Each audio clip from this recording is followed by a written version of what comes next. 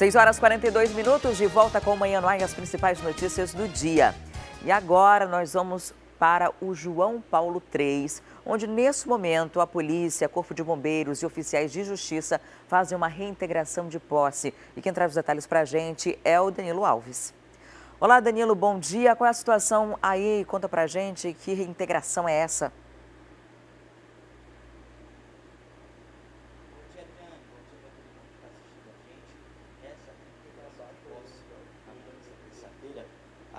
Está acontecendo, na verdade, em um terreno particular aqui no bairro João Paulo. Nós estamos nesse exato momento aqui, ó, onde o trator está realizando o trabalho, né, de destruição dos barracos. Na verdade, não tinha ninguém diretamente morando aqui. Isso porque eles, de acordo com a polícia mesmo, as pessoas tinham acabado de chegar, estavam demarcando terra e também construindo barracos. Eu vou conversar com o comandante aqui do Batalhão de Choque, Tenente Coronel. É raro, né? Ficou muito alto. Quer saber como é que foi montado esse planejamento para fazer essa reintegração, que na verdade é um trabalho que a PM está considerando o certo, porque começou bem, né, enquanto os moradores, os ocupantes não tinham realmente estado aqui, morando aqui. Bom dia a todos. Na realidade, já havia acontecido um planejamento prévio através da Polícia Militar, do Comando de Policiamento Especializado, no qual a gente viu toda a parte logística, porque uma ação dessa ela requer um grande aparato, e a Polícia Militar veio hoje justamente para cumprir esse mandado judicial que foi expedido para o cumprimento justamente de reintegração de posse desse local. O requerente, na verdade o dono, o proprietário, ele fez já essa denúncia há pouco tempo e foi justamente o tempo necessário para que fosse planejado isso. Agora, como é que está sendo realizado hoje esse trabalho aqui? Quantos policiais, qual é o contingente hoje? No total, cerca de 125 homens. Desse inclui 116 policiais militares. Nós temos o apoio do Corpo de Bombeiros também, da Manaus Trans, que também estão atuando aqui na área. E para início aqui, identificamos que o local está tranquilo. Havia apenas barracos ainda, construídos com lonas e madeiras aqui mesmo, que eles exploraram da região, porém sem nenhum habitante no local. Então isso está facilitando bastante a nossa ação. Apenas a degradação ambiental, né, Tenente? Felizmente houve essa degradação e o Comando de Policiamento Ambiental dispôs uma equipe aqui que nós estamos tentando identificar essas pessoas que causaram esse crime para serem responsabilizadas. E é uma área grande? Uma área bastante extensa. Nós já identificamos com um relatório prévio que já havia cerca de 250 barracos primários ainda aqui no local. Então o trabalho deve se estender aí pela manhã? Pela manhã e provavelmente pela parte da tarde também. Ok, muito obrigado. Eu conversei com o Tenente Coronel Araújo, comandante aqui do Batalhão de Choque, que inclusive está fazendo toda aqui a segurança, a movimentação, caso algum ocupante venha reivindicar alguma situação por aqui, ou até que aconteça, né, algum outro tipo de problema. Agora, ali atrás, continuam os tratores ali derrubando os barracos que já estavam sendo construídos.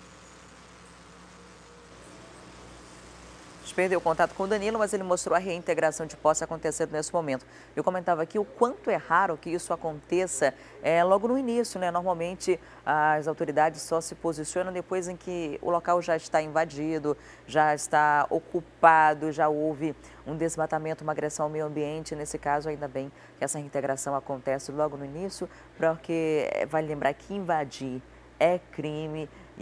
E nesse caso, o crime começa a ser evitado logo no começo para que essas famílias não se perpetuem em uma área que não é delas.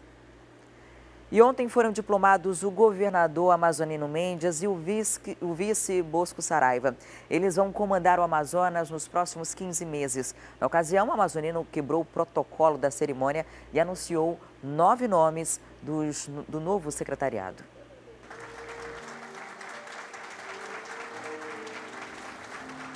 A diplomação aconteceu no auditório Arthur Virgílio, anexo ao Tribunal de Justiça do Amazonas. No discurso emocionado, o governador amazonino Mendes começou homenageando aquele que ele chamou de mestre, o ex-governador já falecido Gilberto Mestrinho. Daquele que em vida foi meu preceptor, foi meu grande companheiro, meu grande orientador, estimulador. Reverencio com profunda solenidade a memória do inesquecível, do imbatível, meu querido amigo Gilberto Mestrinho.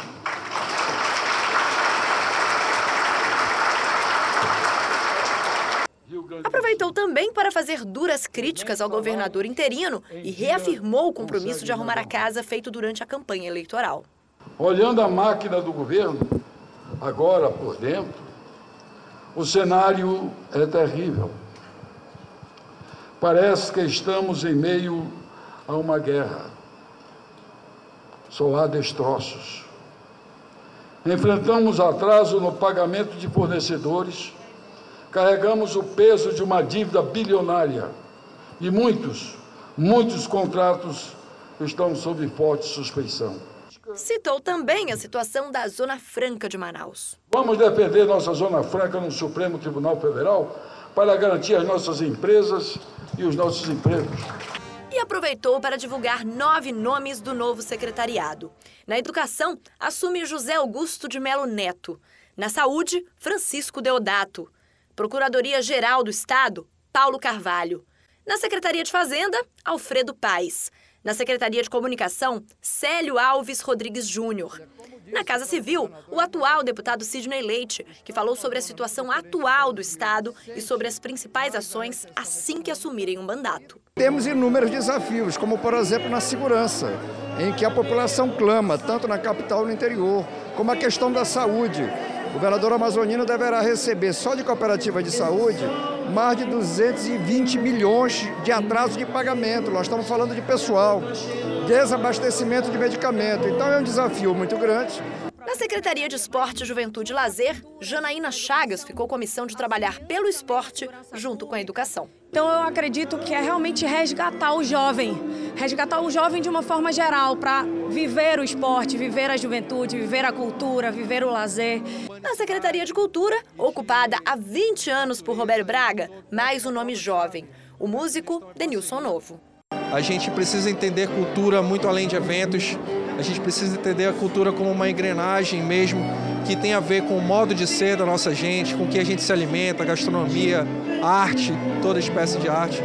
Então, sou um artista, mas também, acima de tudo, amazonense e apaixonado pelos nossos valores. Amazonino brincou durante a coletiva, logo após a diplomação, onde falou sobre os novos secretários jovens. Estou garimpando o jovem, a parte do secretariado, mas estou atrás de talentos, jovem.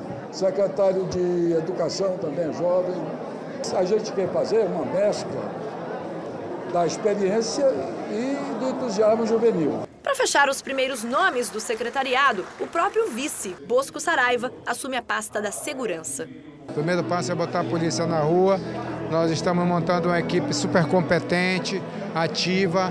A bicicleta está andando, nós vamos ter que agir imediatamente e fazer com que o nosso povo possa voltar a caminhar nas ruas de Manaus. E já revela outros nomes que vão compor a pasta. O subsecretário será o Coronel Amadeu, o delegado-geral será o experiente delegado Marulino Brito. Nós estamos compondo os outros setores de informação. Amanhã nós formaremos a equipe. O comandante da Polícia Militar será mantido, o Coronel Brandão. E nós vamos montar uma super equipe para dar tranquilidade ao povo do nosso estado. Outros nomes devem ser divulgados em breve. Amazonino Mendes já entrou na Justiça pedindo para que a posse seja imediata. Agora, ele está aguardando a decisão da Justiça. Para nos assegurar o direito que temos, que é líquido e certo, de assumirmos imediatamente e, com isso, diminuirmos o prejuízo que o governo vem tendo. O governo está tendo um prejuízo grave, ele está interditado. E a gente continua falando sobre esse assunto agora com jornalistas lá na FM O Dia 93.1, que é para onde a gente vai. Nayandra Amorim e Cleiton Pascarelli estão ao vivo por lá. Olá, meninos, bom dia.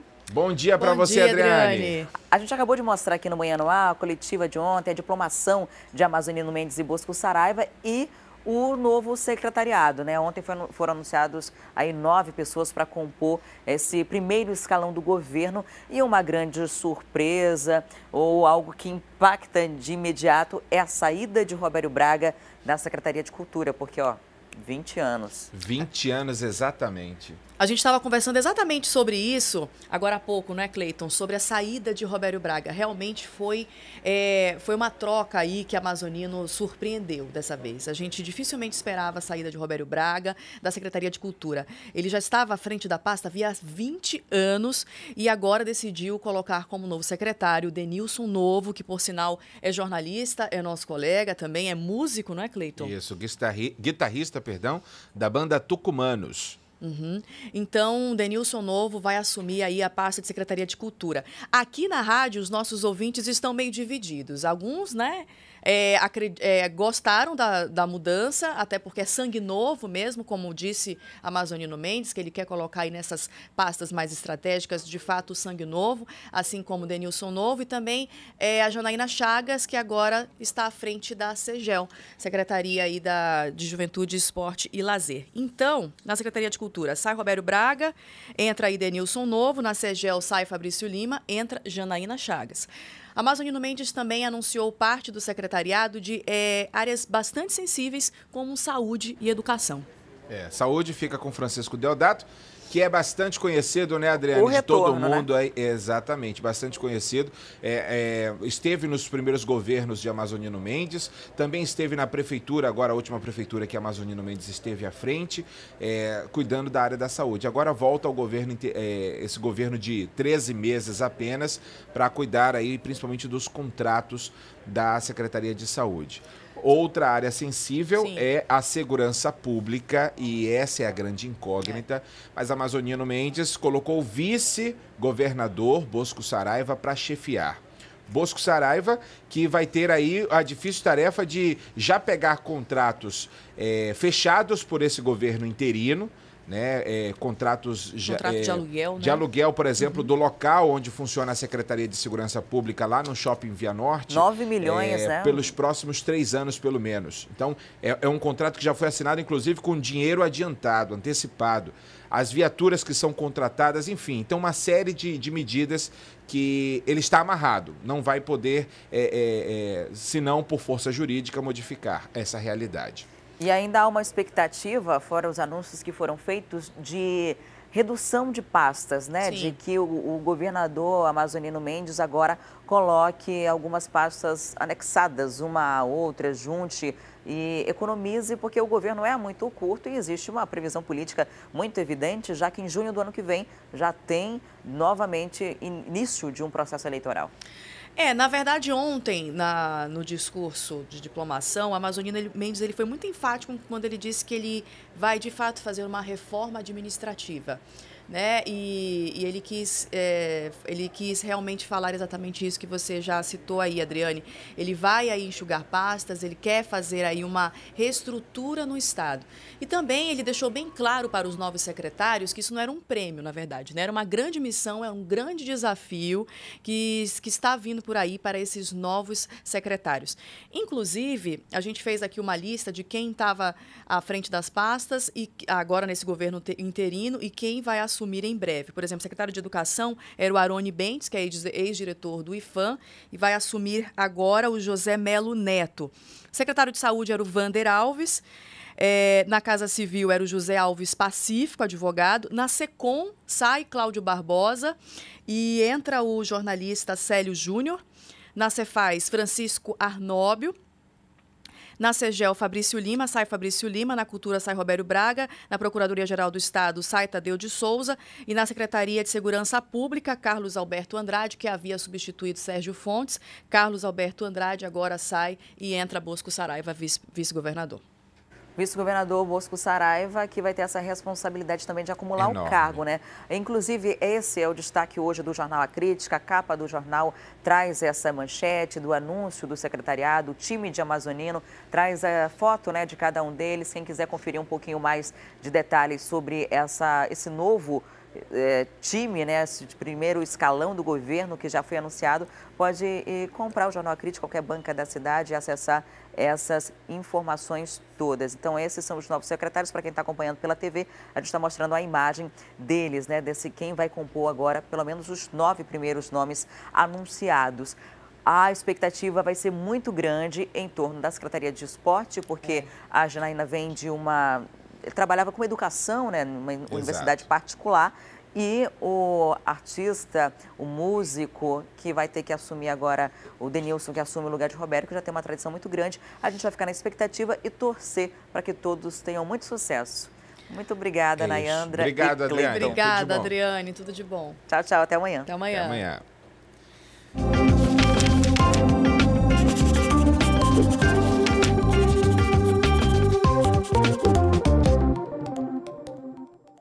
No quadro Lição de Casa de hoje, nós vamos falar sobre a nova Base Nacional Comum Curricular.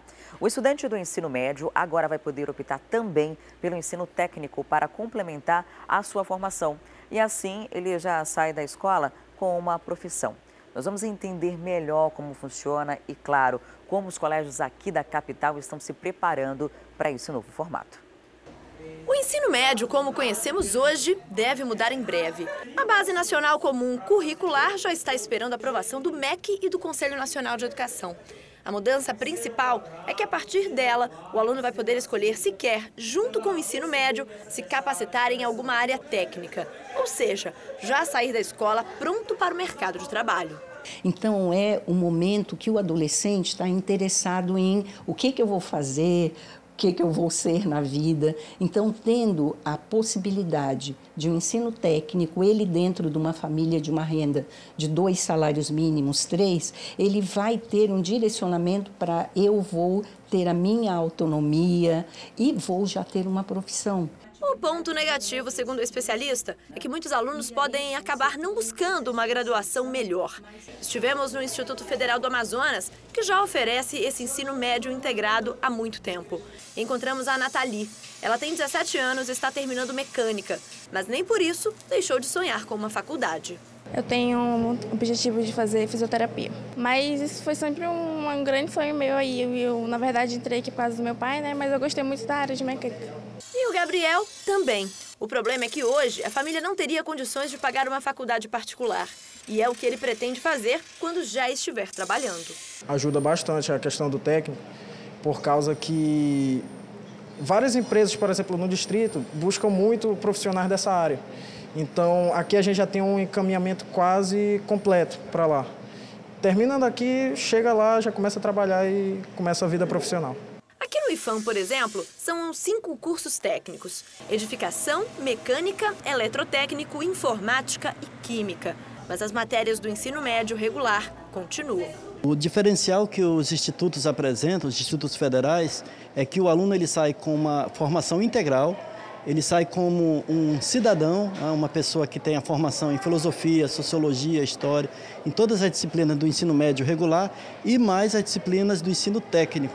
Ele escolhe a modalidade, escolhe o curso que ele quer. O aluno então sai daqui com um diploma. A característica desse diploma é que ele tem a possibilidade de trabalhar no mercado, já como um técnico e recebendo assim, um salário compatível com a função. Tanto é que tem aula nos laboratórios e nas salas de aula também. A Angeline, de 15 anos, começou a fazer o ensino médio integrado em Química. Tá gostando e não pretende parar por aí. Eu quero fazer doutorado, eu quero fazer mestrado. Gente, meu sonho, eu quero seguir, eu quero me especializar na minha área. E muitas escolas vão precisar se adaptar a essa nova base. Nessa escola particular na Zona Centro-Sul, a nova opção já está sendo oferecida aos pais e alunos e já começa a funcionar a partir do ano que vem com 3 cursos: informática para a internet, computação gráfica e programação de jogos digitais. Independente do nível de graduação que ele escolha, tenha algo a ver ou não com essa parte da informática. E nós estamos trabalhando para esse item de dizer assim, trabalhar o nosso jovem para ter uma formação e estar preparado para atuar no mercado de trabalho. Por isso, os laboratórios já estão sendo melhorados para atender a esse público. Esses cursos terão duração de 18 meses. E essa modalidade do ensino médio técnico deve acontecer em todas as escolas, estaduais, federais e particulares. A questão agora é como as escolas estaduais vão conseguir se adaptar ao novo modelo. Difícil, né? A Lei 13.415, de 16 de fevereiro de 2016, permitiu a reforma do ensino médio e o governo garante que essa será a maior mudança estrutural na educação do Brasil nas últimas 2 décadas. Mas nada ainda está muito bem definido, porque a nova versão da Base Comum Curricular ainda está em discussão. A lei também estabelece a criação de um ensino técnico visando melhorar o desempenho educacional dos jovens. Além da alteração do currículo das escolas públicas, a lei também cria uma política de implementação de escolas de tempo integral para suportar a carga horária estabelecida pela lei. Mas o novo ensino médio pode esbarrar em situações como a realidade social, ou a falta de estrutura e recursos tecnológicos. Para falar mais sobre esse assunto, nós estamos recebendo aqui Sérgio Freire, que é doutor em Linguística e professor da Universidade Federal do Amazonas. Seja muito bem-vindo ao Manhã no Ar, um ótimo dia. Bom dia para você que está em casa. Há uma necessidade de reforma curricular da base do ensino médio. Acho que esse é um entendimento meio que geral da necessidade de mudanças, até considerando os índices de avaliação que a gente tem tido, né? Olha, a mudança ela é sempre bem-vinda, né? Porque a vida é mudança. A questão do novo ensino médio, as críticas que estão sendo feitas em função do formato. O novo ensino médio foi mudado primeiro por uma medida provisória, em setembro do ano passado, depois transformado em lei, e essa lei alterou a Lei de Diretrizes e Bases da Educação Nacional, 9394 de 96, alterando significativamente. E ela promete algumas coisas muito interessantes, mas que a gente duvida que sejam cumpridas no prazo que a lei prevê, porque elas requerem investimentos, elas requerem recursos. Nós acabamos de viver um corte, um congelamento de 20 anos de investimentos federais em educação e saúde. Então a conta não fecha, né? Você tem... Está na contramão, né? Está na contramão. Você tem necessidade de investimento para a implementação dessa nova proposta do ensino médio, ao mesmo tempo que você tem uma redução de recursos que vai deixar para os estados a conta. Então, os estados vão ter que investir dentro daquela obrigação constitucional de 18% que eles têm que investir dos seus recursos, no momento em que todos os estados passam por uma crise de arrecadação. Uma das críticas relacionadas também à reforma é de priorizar o ensino tecnicista, né? De preparar o aluno para entrar já no mercado de trabalho e tira ou deixa de ser uma prioridade algumas disciplinas que fazem, por exemplo, você pensar no contexto de mundo, na sua realidade, tira um pouco dessa questão crítica da sociedade, né? A grande novidade dessa reforma do ensino médio é o que a lei tem chamado de itinerários formativos. Então, qual é a ideia? Metade do ensino médio o aluno faz disciplinas comuns, da BNCC, né, da Base Curricular Comum. E a outra metade ele vai optar por um itinerário formativo. Quais são os itinerários formativos? Você tem linguagem, suas tecnologias, matemática, suas tecnologias, ciências da natureza, suas tecnologias, ciências humanas e sociais aplicadas e o ensino técnico. São 5 opções para você ir para a sua área, aquela área que você acha que você se adapta melhor, que você gosta mais, etc. O problema é que as escolas não vão oferecer esses 5 itinerários, né? Raramente alguma escola vai oferecer esses 5 itinerários. Então, o aluno vai fazer aquela que a escola próxima da sua casa vai oferecer. Essa escolha, portanto, é ilusória, né? E aí você tem também a questão que você falou do ensino técnico, que tem 2 objetivos. Um é criar empregabilidade, porque a partir do momento que o jovem se forma no ensino médio, ele já vai para o mercado de trabalho, ainda que com uma qualificação menor e, portanto, um salário menor do que um nível superior. E a outra, agregado a isso, é diminuir um pouco essa demanda pelo nível superior. O governo federal quer diminuir um pouco a demanda das vagas de nível superior para reduzir custos também. Porque aí, se você já começa a trabalhar no ensino médio com o ensino técnico, você não precisa necessariamente entrar imediatamente num curso superior. Fica até muito complicado, né? Você começa a trabalhar no ensino médio, o seu tempo, a vida, enfim, acaba tomando outras configurações e aí você acaba não dando prosseguimento ao ensino superior. Por um outro lado, existe uma questão social, uma quantidade muito grande de desempregados e então as pessoas têm uma urgência de começar a trabalhar logo. Agora, o senhor falou sobre essa questão de de que o aluno faz a escolha na teoria, né? Se a gente trouxer essa realidade para a prática, a gente sabe que hoje, muitas vezes, você não consegue estudar perto de sua casa porque não tem vaga. A gente sabe que, às vezes, você não consegue ter acesso a uma educação de tempo integral, porque são poucas as escolas que oferecem esses recursos. Escolher o que quer ser feito vai ser algo muito difícil de se adaptar, ou até impossível, né? E uma grande discussão que tem sendo feita é o seguinte: o jovem no ensino médio está pronto para escolher já essa área? Eu tenho alunos na faculdade que fazem o 2º, 3º ano de letras e não estão certos de que querem fazer letras, né? Hoje o aluno está entrando cada vez mais jovem na universidade. Então o argumento do governo é não, o aluno vai escolher se ele quer estudar a área da matemática, das exatas, das linguagens, das ciências humanas.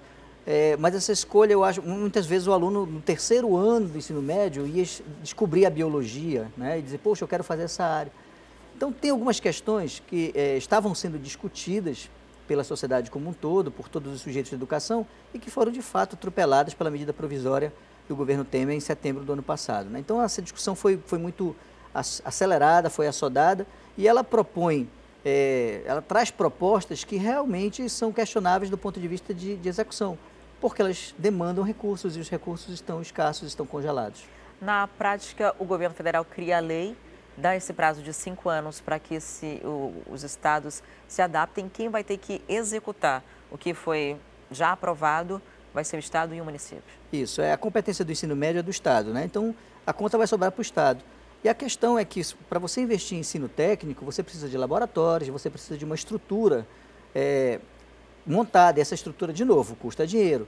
E os estados estão passando realmente por problemas de arrecadação.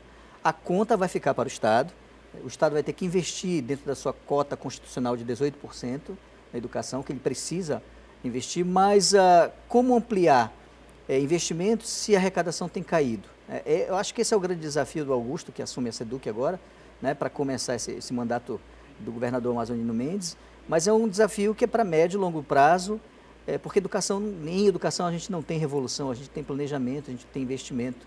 E esse é o grande desafio dos gestores de educação hoje em dia. Tentando ter uma visão otimista diante da lei, que já é lei, já está nesse prazo de execução, o que a gente pode tentar fazer para diminuir, ou então para tentar se adaptar a essa realidade com a situação real que a gente tem no dia a dia, com essa falta de estrutura, de dinheiro? Vai ser uma utopia essa reforma toda, toda essa divulgação, a tentativa do governo federal de melhorar a educação? Eu costumo dizer que na luta do Tarzan com o jacaré, eu torço pelo Tarzan, eu sou muito otimista. Então nós esperamos que, de fato, nós consigamos implementar, né, ao máximo essa reforma, ainda que ela precise de algumas discussões, ainda que a BNCC esteja ainda sendo discutida. Então nós temos questões para ajeitar, para arrumar ainda, mas esperamos que o governo federal e o governo estadual, que tem a competência do ensino médio, consigam implementar o máximo possível dentro dessa reforma, já que ela já está aí, já está vigente, ela é um fato, né? Enquanto a gente se organiza como sociedade para tentar rever algumas questões, para tentar articular mudanças que de fato melhorem a qualidade de vida das pessoas e a educação do nosso jovem. A educação vem mudando muito o formato e às vezes os pais não conseguem acompanhar essa mudança, né? Quem fez o ensino médio na década de 70, 80 e hoje a gente tem os acessos às universidades de uma forma muito mais facilitada e muitos pais não conseguem acompanhar esse processo. Para entender como vai funcionar esse ensino médio com essa reforma, tem alguma fonte de pesquisa, alguma orientação para os pais, né, que estão em casa e às vezes estão perdidos no meio dessa discussão toda? Para quem tem acesso à internet, o próprio site do MEC traz uma gama de informações muito importantes, né, para esclarecer. E a própria escola, o próprio sistema educacional precisa trabalhar essa divulgação, precisa trabalhar o esclarecimento junto à população, junto aos pais de alunos, e isso requer uma outra questão, que é a integração maior dos pais com a escola, com o sistema educacional, com a educação dos seus filhos. Professor, muito obrigada por sua visita aqui no Manhã no Ar, por trazer esses esclarecimentos para a gente. Eu que agradeço. Recebi hoje o Sérgio Freire, que é doutor em Linguística e professor. E você que acabou de acordar, ligou sua televisão agora, não tem problema não, porque a gente preparou um resumo das principais notícias até aqui. Confira. Homem ateou fogo na ex-companheira após discussão no município de Parintins. A vítima está internada com 90% do corpo queimado. A polícia pede ajuda para prender o suspeito. Recém-nascido morre após o parto em maternidade de Manacapuru. A família acredita que houve negligência médica. Ligações clandestinas de energia triplicaram em Manaus. Mais de 25 mil ligações irregulares foram registradas pela Eletrobras Amazonas Energia, um prejuízo de 200 milhões para a concessionária. O governador amazonino Mendes e o vice Bosco Saraiva foram diplomados pelo Tribunal Regional Eleitoral. Na ocasião, o governador anunciou o nome dos novos secretários. E agora a gente volta ao vivo lá no João Paulo III com o Danilo Alves, que está por lá. E aí, Danilo, a reintegração continua acontecendo? Tem alguma mudança no trabalho que estava sendo executado até então? Então, Adriane, a reintegração continua.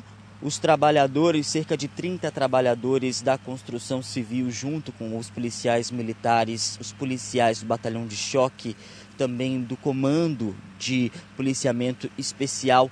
O Corpo de Bombeiros também está aqui, cerca de 5 agentes estão ajudando no apoio desses trabalhadores.